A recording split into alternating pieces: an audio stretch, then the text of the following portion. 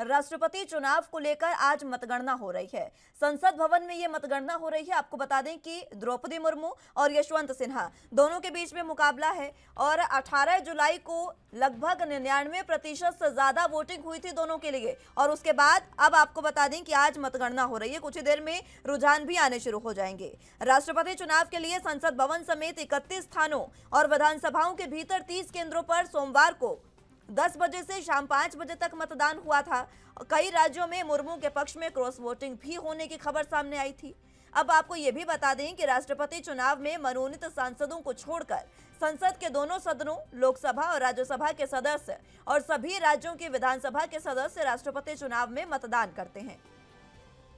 गौर हो कि राष्ट्रपति चुनाव में 776 सांसदों और 4033 निर्वाचित विधायकों समेत कुल 4809 मतदाता मतदान के पात्र थे। इनमें से मनोनीत सांसद और विधायक और विधानसभा परिषद के सदस्य मतदान नहीं कर सकते हैं। काबिले गौर हो कि राष्ट्रपति रामनाथ कोविंद ने साल 2017 में हुए राष्ट्रपति चुनाव में 10,69,358 में से 7,02,044 वोट पाकर जीत हासिल की थी, जबकि उनके प्रतिद्वंदी मीरा कुमार को केवल 3,67,314 वोट मिले थे। अब सबकी नजर इस पर है कि इस बार चुनाव में किस उम्मीदवार को सबसे ज्यादा वोट मिल सकते हैं।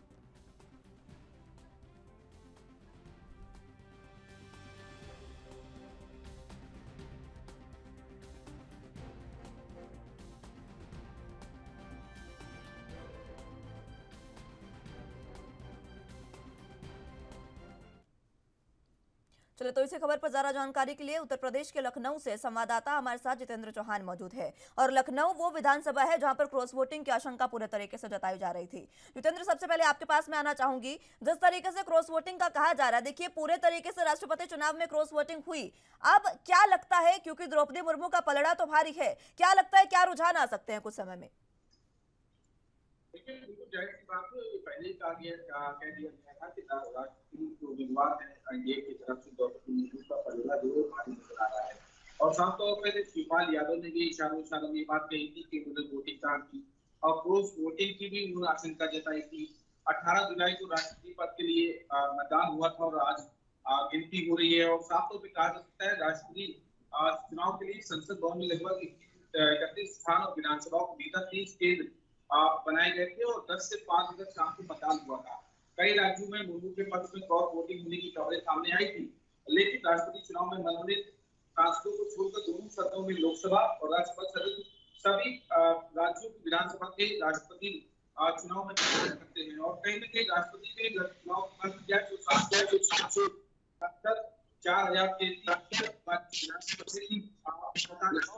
जो मतदाता है वो कहीं न कहीं पात्र होते हैं। और इस बात क्या तो सांसद विधायक विधान परिषद में मतदान नहीं कर सकते। और कहा जा सकता है कि राष्ट्रपति रामनाथ कोविंद ने जो पिछले 2017 में चुनाव हुआ था उसमें लगभग 10,69,358 और इसमें से 7,02,044 वोट पाकर हासिल की थी। मीरा कुमार को वही वोट पाकर जो कि प्रतिद्वंदी थी, जो कि वो कहीं न 3,67,314 वोट पाई थी।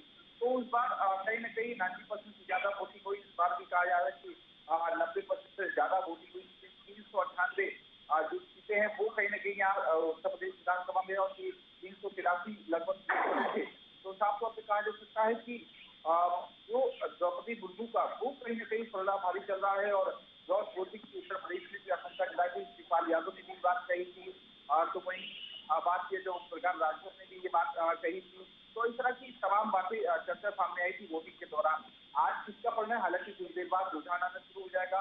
25 जुलाई को राष्ट्रपति पद की जो उम्मीदवार जीतेगा वो कहने की राष्ट्रपति पद की शपथ लेगा। जितेंद्र, देखिए जिस तरीके से शिवपाल यादव ने खुलकर क्रॉस वोटिंग का कहा था, क्योंकि उन्होंने साफ कहा था कि जब नेताजी पर जो उनको पीएफआई का एजेंट बता रहा है, जो उनको पाकिस्तानी बता रहा है, अलग अलग तरीके से आरोप उन पर लगा रहे हैं, हम उनके समर्थन में नहीं जा सकते। और वोटिंग से पहले की एक उनका प्रतिक्रिया भी मुझे याद है, जब उन्होंने साफ लोगों से अपील की थी कि जो नेताजी के समर्थक हैं वो पूरे तरीके से यशवंत सिन्हा को वोट नहीं करेंगे। उन्होंने कहा कि द्रौपदी मुर्मू के समर्थन में खुलकर शिवपाल यादव ने क्रॉस वोटिंग की थी। उसके बाद तस्वीरें वो भी सामने आई जब कुछ सपा के नेता जो हैं, विधायक जो हैं, उन्होंने द्रौपदी मुर्मू को वोट करके वो शिवपाल के समर्थन में चले गए। फिलहाल अब किस तरीके की चीजें हैं? देखिए बिल्कुल जाहिर सी बात है और जो बात आपने बताई वो बिल्कुल सही है। शिवपाल यादव ने इशारों में ये बात कही थी और उन्होंने साफ तौर से कहा था कि जो समाजवादी पार्टी के मौजूदा संरक्षक है, संस्थापक है मुलायम सिंह यादव, और मुलायम सिंह यादव को यशवंत सिन्हा ने आईएसआई का एजेंट कहा था। तो शायद जो वोट कर रहे हैं उनको, वो समाजवादी पार्टी के नहीं है। मैं समाजवादी पार्टी का हूँ और समाजवादी पार्टी के होने के नाते मैंने नेताजी का अपमान जो हुआ था, मैं उसके नाते यशवंत सिन्हा को वोट नहीं दे सकता। और जिन्होंने वोट दिया है यशवंत सिन्हा को, वो कहीं ना कहीं समाजवादी पार्टी के वो नेता हैं, ना ही विधायक हैं।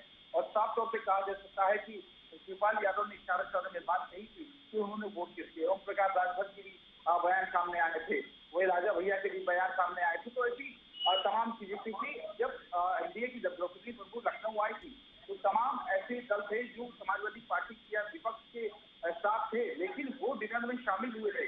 और शामिल होने के बाद उनका जो सत्ता पलट कहा जा सकता है, वो पार्टी के नेता, वो विधायक, वो सांसद कहीं ना कहीं द्रौपदी मुर्मू के पक्ष में चले गए। तो क्रॉस वोटिंग की आशंका पहले ही जताई गई थी। और आप देखते हैं कि आखिरकार द्रौपदी मुर्मू कितने वोट जीतती है, यशवंत सिन्हा का क्या पलड़ा कितना भारी होता है, ये अभी फिलहाल कुछ देर बाद हमें साफ हो पाएगा। रुझान क्या कुछ आने शुरू हुए हैं जितेंद्र? देखिए अभी तक कोई रुझान अभी सामने नहीं आ रहा है और जल्दी रुझान आएगा। काउंटिंग चालू है, काउंटिंग के बाद टोटल कितने वोट है वो साफ सामने नजर आएगा। द्रौपदी मुर्मू कितने मिले, यशवंत सिन्हा को कितने मिले, और तो क्या वाकई उत्तर प्रदेश में क्रॉस वोटिंग हुई थी या अन्य राज्यों में क्रॉस वोटिंग हुई थी, ये तस्वीरें थोड़ा सा हमें इंतजार करना होगा, उसके बाद ही साफ हो पाएगी।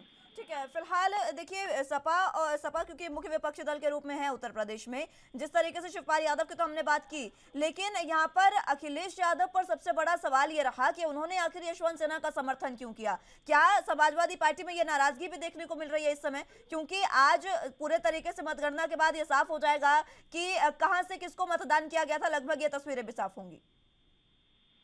देखिए चाहे ये जो कहा जाता है वोटर सूची का एक जुबान से, लेकिन जब परिणाम आते हैं तो शायद नेता की तस्वीरें साफ हो पाती है और नेता तब तक एडवेंचर में रहता है जब तक परिणाम नहीं आते हैं। तो जाहिर सी बात है कि अखिलेश यादव ने अपना विपक्ष का मोर्चा अलग बनाया था क्योंकि प्रतिनिधि के तौर पर उत्तर प्रदेश के अखिलेश यादव, और जाहिर सी बात है कि प्रतिनिधि के तौर पर वो विपक्ष नहीं है और विपक्षी पार्टी। ठीक है जितेंद्र, बहुत शुक्रिया आपका हमारे साथ जुड़ने के लिए और तमाम अहम जानकारी हम तक पहुंचाने के लिए।